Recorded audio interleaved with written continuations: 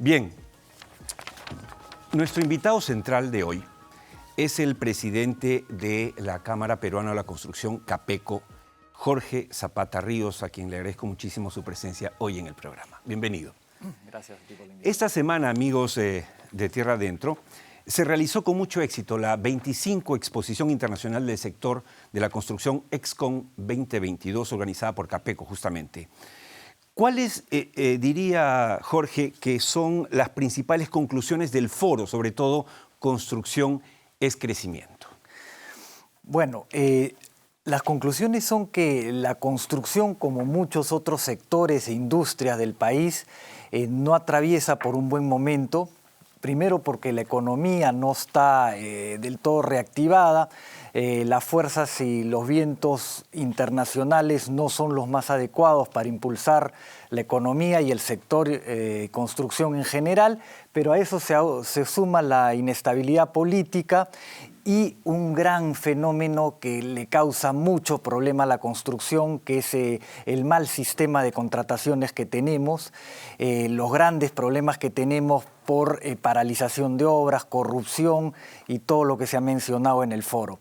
Eso por el lado de la construcción pública, de la infraestructura, que como vimos también, en lugar de cerrar la brecha de infraestructura que tenemos, que además es enorme, cada vez se agranda más, crece más esa brecha, ¿no? Y por el lado de la vivienda tenemos que también hay una desaceleración, menos notoria quizás, pero desaceleración al fin y al cabo porque las tasas de interés para créditos hipotecarios han crecido, los mismos costos de construcción han crecido y eso también hace un panorama negativo para ese sector.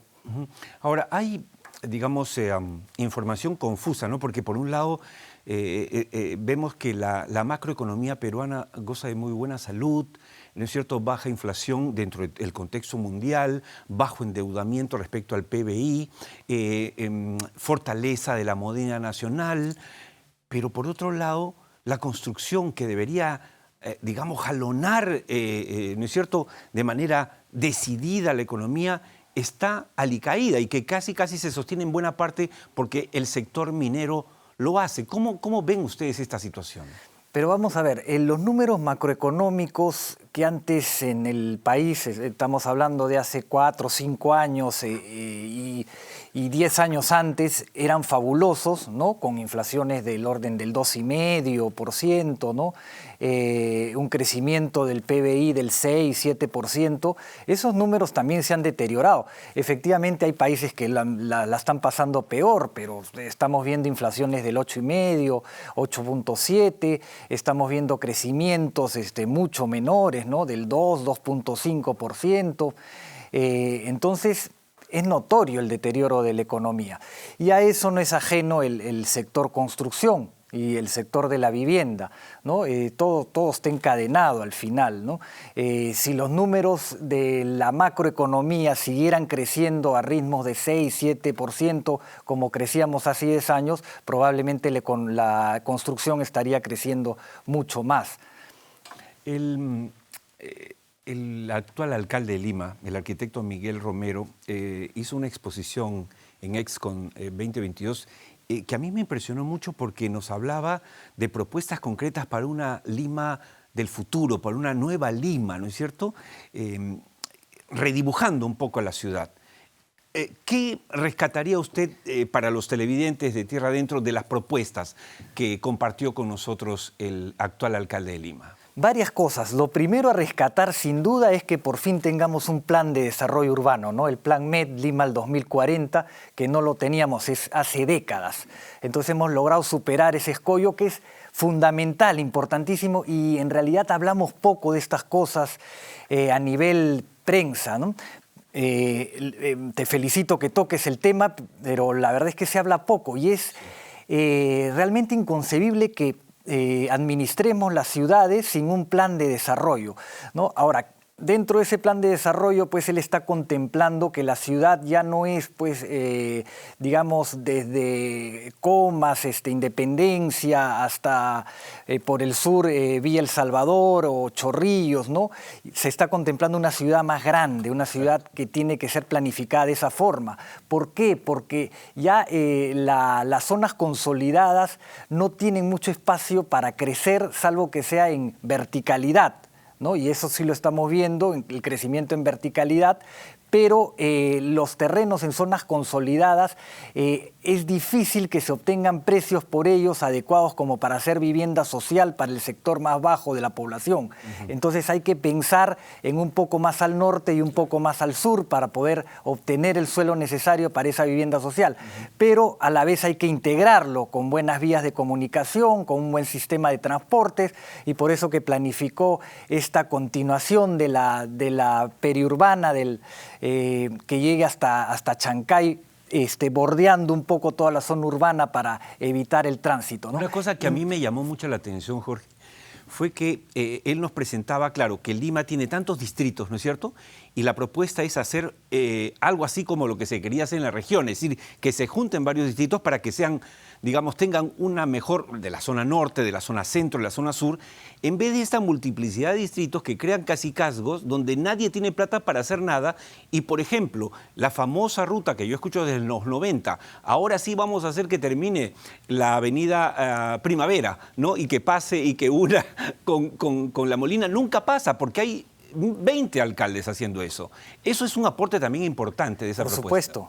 Por supuesto que sí. Él habla de macro regiones en Lima que aglutinen varios distritos, pero no para quitarle pues la administración a un distrito, porque eso evidentemente es imposible. Pero ¿por qué no se pueden juntar para tener servicios en común, por ejemplo, ¿no? Un recojo de basura en común, un serenazgo en común, que por economías de escala evidentemente sería un mejor servicio y a menor costo. Y también para planificar sus obras cuando éstas atraviesen varios distritos, es bastante lógico que se junten varios distritos para hacerlo, ¿no? Entonces, también ahí hay una propuesta interesante. Cuando usted hizo uso de la palabra, me impresionó gratamente un tema que compartió con la audiencia, y es que el sector construcción se ha convertido en un verdadero ejemplo, y no se dice tampoco mucho, de cómo es posible que el empresariado y los sindicatos convivan de una manera armónica. ¿Puede decirle a nuestros televidentes en todo el país y fuera del país, ¿hace cuántos años el sector construcción no sufre una huelga? 20 años que tenemos esta negociación colectiva, este cierre de pliego con la Federación de Trabajadores de Construcción Civil del Perú, y en esos 20 años no hemos sufrido un día de paralización. Y bien lo dices, Óscar, claro, cuando uno se pone de acuerdo, cuando uno llega a consensos con gente que piensa lo mismo, que piensa igual, no es tan difícil. Claro. Pero ponerse de acuerdo con el que está del otro lado de la mesa, cuyos intereses son totalmente opuestos, sí es difícil. Y vaya que han habido años como el actual, que ha sido difícil, pero sin embargo hemos logrado llegar a estos acuerdos y mantener estos 20 años de armonía. Las mafias de los invasores de terrenos son, a mi modo de ver, un tumor canceroso que impide el crecimiento armónico de nuestras ciudades y de nuestro país. ¿Qué se puede hacer? Hay que hacer mucho ahí, pero ahí has tocado un punto neurálgico. Desde el año 2000 en adelante, las ciudades del Perú se han expandido en un 40-50%. Ese 40-50%, de ese 40-50%, el 90% ha sido tomado por tráfico de tierras, por tomas ilegales, es decir, por informalidad e ilegalidad. Quiere decir que solamente el 10%, como mucho, algunos hablan de 8%, ha sido expandido con desarrollo formal, con planificación y con inversión. Es decir, que la informalidad y la invasión de tierras nos ha ganado pues el partido por goleada durante los últimos 20 años, ¿no? Entonces hay que hacer mucho ahí. Primero que nada, cuidar el suelo, tanto privado como público, pero sobre todo el público, porque la gran cantidad de suelo que queda disponible es público. Entonces el Estado tiene que hacerse responsable de cuidar su suelo a través de los organismos respectivos, evitar pues estas invasiones, ¿no? Y luego activar y ser mucho más promotor de la urbanización formal, de la urbanización que se hace con todas las leyes, respetando todos los procedimientos, ¿no? A través de licencias, a través de todo el procedimiento adecuado para que la gente tenga una casa donde vivir, pero con los servicios básicos desde el primer día, ¿no? El primer día, desde que recibe su casa, la familia ya tiene agua, desagüe, luz, pistas, veredas, de forma adecuada. Así, ¿no? como crecen las ciudades, pero acá es al revés. Primero invades y después ya verás cuándo tienes agua, luz. Y claro, vemos en todos los noticieros todo el tiempo, oiga, no llega el agua, no llega el agua. Pero claro, es que nunca se planificó ese asentamiento humano, digamos, ¿no? Correcto. Entonces, en promedio se toman 14, 15 años en que esas familias sean atendidas con agua y saneamiento, ¿no?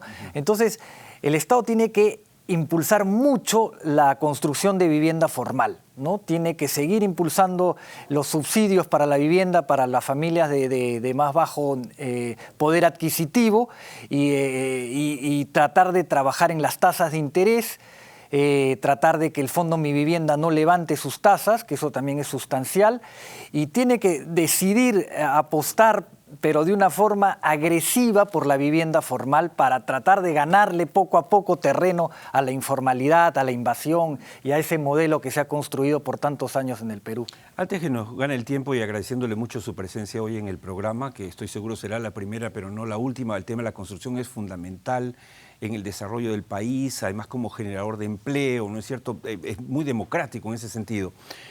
Usted dio un mensaje al final esperanzador y también una llamada de atención, porque claro, estamos en una semana, por ejemplo, donde la fiscal de la Nación, ¿no es cierto?, ahora hace una denuncia constitucional contra el presidente en funciones. Ahora todo el mundo habla de eso y entonces nadie habla de la construcción, nadie habla de la minería, nadie habla del petróleo que hemos hablado, nadie habla de nada importante sino de la anécdota, que es lo que nosotros decimos. No es que no sea importante la corrupción, por supuesto, pero no podemos quedarnos en eso. ¿Cuál es el llamado de ustedes a la clase política?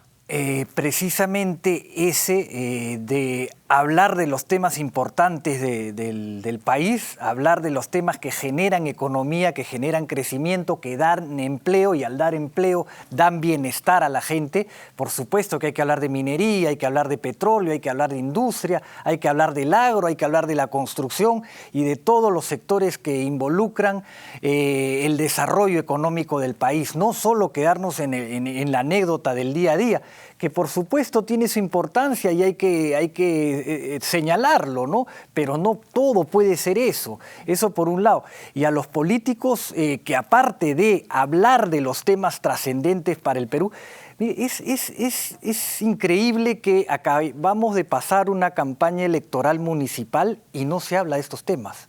Yo no he escuchado a ningún candidato hablar de planificación urbana, de vivienda.